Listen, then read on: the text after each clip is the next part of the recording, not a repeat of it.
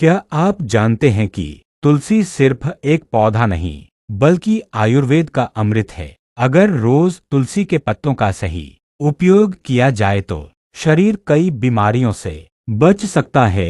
तुलसी के मुख्य फायदे: सर्दी खांसी में राहत।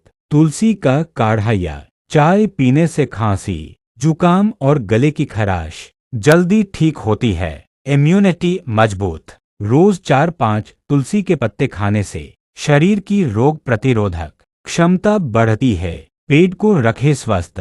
तुलसी पाचन सुधारती है और गैस, अपच जैसी समस्या में मदद करती है। तनाव कम करती है। तुलसी दिमाग को शांत करती है और तनाव व थकान को कम करती है। दिल के लिए फायदेमंद।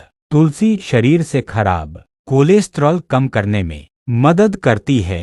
अगर आप रोज सुबह पाएं तुलसी के पत्ते खाएं या तुलसी की चाय पिएं, तो शरीर स्वस्थ और ऊर्जा से भरपूर रह सकता है। यह हेल्थ टिप्स धर्मदेव सर के लिए खास आयुर्वेदिक जानकारी है। इस तरह के हेल्थ टिप्स जानकारी के लिए इस चैनल मिस्टर बेस्ट 111 को सब्सक्राइब करें और धर्मदेव सर के साथ जुड़े विशेष जानकारी अगले वीडियो में। धन्यवाद।